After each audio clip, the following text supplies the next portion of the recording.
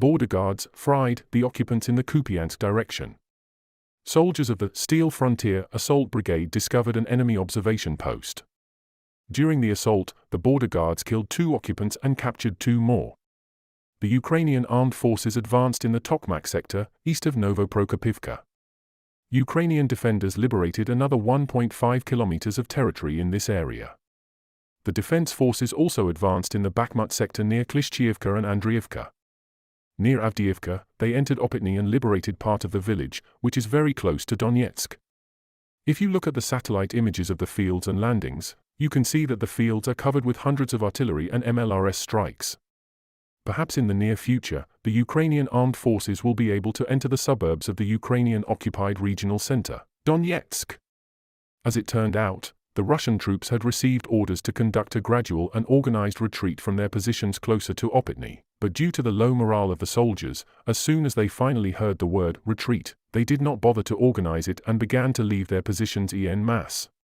A Russian drone operator spotted up to 200 soldiers moving toward Opytne and thought it was a massive Ukrainian attack, so he called for artillery support, and the artillery began shelling the fields in front of Opytne with fierce intensity. A few hours ago, Russian sources said that due to a lack of coordination, a terrible accident occurred in which Russian artillery killed and wounded at least 61 Russian soldiers. Judging by the actions of Ukrainian forces, Ukrainians are trying to completely cut off the Russian bridgehead south of Avdiivka. The defenders have captured the most modern Russian tank, T-90M Breakthrough. Its cost is about $4 million. After some minor repairs, the tank will go back to the front and fight against its previous owners. Ka-52 VKS fires 2 Viker ATGMs at Ukrainian Armed Forces equipment near Bakhmut, and an APC-4 comes under attack. In a rather interesting demonstration of the BTR-4's survivability, after the first hit by an ATGM, the APC continued to move as if nothing had happened. Only the second helicopter-launched ATGM managed to stop the APC.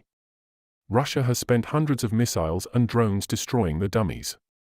The types of equipment being copied include D-20 and M777 howitzers, air defense systems, and radars, but the range is expanding with the number of types of equipment. Ukraine is actively using dummies to force Russian troops to waste drones, missiles, and shells.